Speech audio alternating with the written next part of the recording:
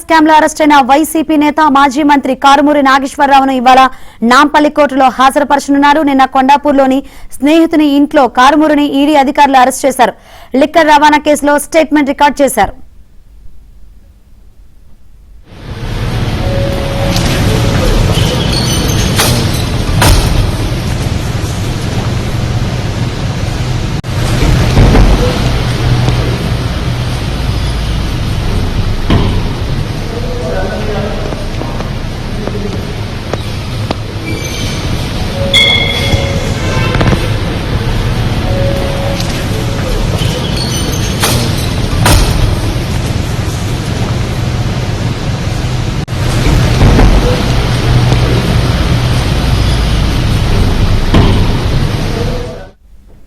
AP liquor రవాణా scam లో arrest అయిన వైసీపీ నేత మాజీ మంత్రి కారుమూరి నాగేశ్వరరావును ఇవాళ నాంపల్లి కోర్టులో హాజరుపరచనున్నారు. నిన్న కొండాపూర్లోని స్నేహితుని ఇంట్లో కారుమూరిని ఈడీ అధికారులు అరెస్ట్ చేశారు.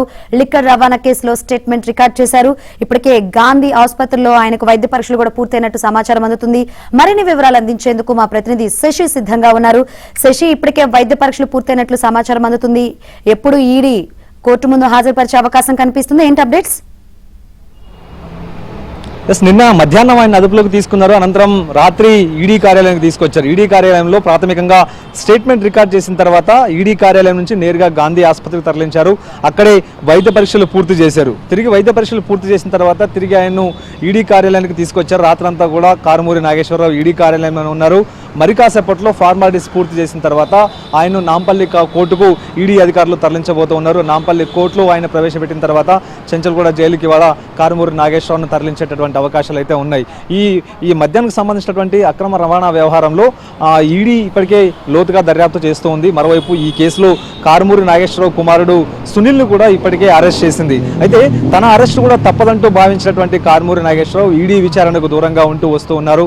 మరోవైపు ఈడీ కంటపడకుండా అజ్ఞాతంలో ఉంటూ ఇక ముందస్తు బెయిల్ కోసం ప్రయత్నాలు కొనసాగించారు. ప్రధానంగా హైకోర్టుతో పాటు ఆ తర్వాత సుప్రీంకోర్టులోనూ ముందస్తు బెయిల్ పిటిషన్లు దాఖలు చేశారు. ఆ తర్వాత బెయిల్ వస్తుందేమన్న భావన నేపథ్యంలో ఆయన ఈడీ విచారణకు సైతం దూరంగా ఉన్నారు. ఎట్టకేలకు సుప్రీంకోర్టులో కూడా ఆయనకు చుక్కెదురు కావడంతో ఇక ఈడీ అధికారులు కారుమూరి నాగేశ్వరరావు మీద ఫోకస్ ఉంచారు. ఇందులో భాగంగానే ఆయన నిన్న కొండాపూర్లోని ఆయన స్నేహితుడి నివాసంలో ఉన్నారంటూ ఈడీ అధికారులకు సమాచారం అందడంతో నిన్న మధ్యాహ్నం అక్కడికి వెళ్ళినటువంటి ఈడీ అధికారుల బృందం ఆయన్ను అదుపులోకి తీసుకుని నేరుగా ఈడీ కార్యాలయానికి తీసుకుని వచ్చింది. ఈడీ కార్యాలయంలో స్టేట్మెంట్ తర్వాత కొన్ని ఫార్మాలిటీస్ పూర్తి చేసిన తర్వాత ఇక ఆయన్ను గాంధీ ఆసుపత్రికి తీసుకెళ్లి వైద్య పరీక్షలు పూర్తి చేశారు. సో మొత్తానికి మరి కాసేపట్లో ఆయన్ను ఇటు నాంపల్లి కోర్టుకు తరలించబోతూ ఉన్నారు. సో మొత్తానికి ఈ మద్యం రవాణా వ్యవహారంలో కారుమూరి నాగేశ్వరరావు అత్యంత కీలకంగా వ్యవహరించినట్టుగా ఈడీ ఇప్పటికే గుర్తించింది. పెద్ద ఎత్తున లబ్ధి పొందడంతో పాటు వచ్చినటువంటి డబ్బునంతటినీ కూడాను హవాలా రూపంలో తరలించడం, షెల్ కంపెనీలకు మళ్లించినట్టుగా కూడా ఇప్పటికే ఈడీ గుర్తించింది. మరోవైపు నేరుగా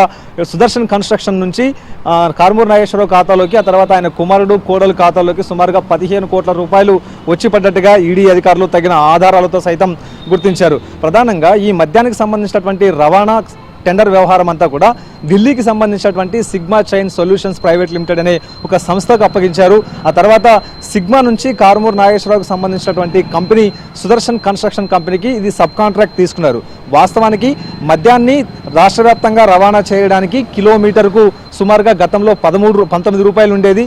కానీ సిగ్మాకు ఈ కాంట్రాక్ట్ అప్పచెప్పిన తర్వాత మద్యం రవాణా రేటును 19 రూపాయల నుంచి 35 రూపాయలకు పెంచారు. అంటే అదనంగా ఒక్కొక్క కిలోమీటర్ నుంచి ఒక కిలోమీటర్కు 15 రూపాయల వరకు కూడా పెంచారు. అయితే ఇక్కడ అసలు మోసం అంతా కూడా ఈ సిగ్మా నుంచే జరిగింది. సిగ్మాకు వచ్చినటువంటి ఈ కాంట్రాక్ట్ను సబ్ కాంట్రాక్ట్ల కింద సుదర్శన్ కన్స్ట్రక్షన్కి ఇచ్చారు. సుదర్శన్ కన్స్ట్రక్షన్ ఈ మొత్తం మద్యం రవాణా కోస్తాంధ్ర ప్రాంతం అంతా కూడా మద్యం రవాణా చేసింది.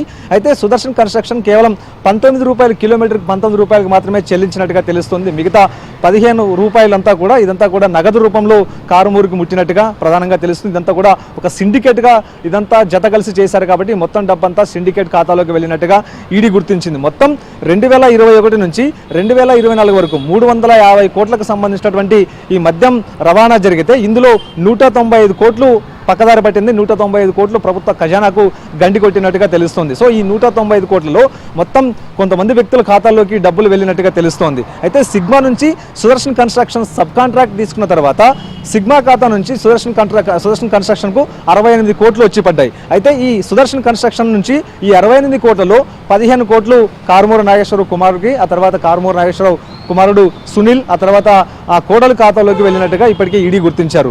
ఈడీ అధికారులు కారుమూరి నాగేశ్వరరావు ఇంట్లో సోదాలు చేసినటువంటి సందర్భంలో ఈ 15 కోట్లకు సంబంధించినటువంటి పక్కా ఆధారాలను సేకరించారు.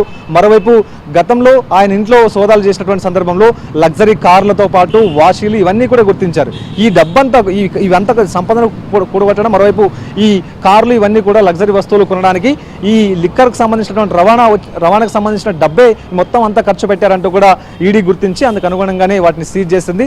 ఎట్టకేలకు నాగేశ్వరరావు కుమారుడిని గతంలో అరెస్ట్ చేస్తే ఇప్పుడు కారుమూరి నాగేశ్వరరావుని కూడా తాజాగా అరెస్ట్ చేసింది. మరి కాసేపట్లో ఆయన్ని నాంపల్లి కోర్టుకు తరలించబోతున్నారు. Shankari. Yes right, thank you Shashi.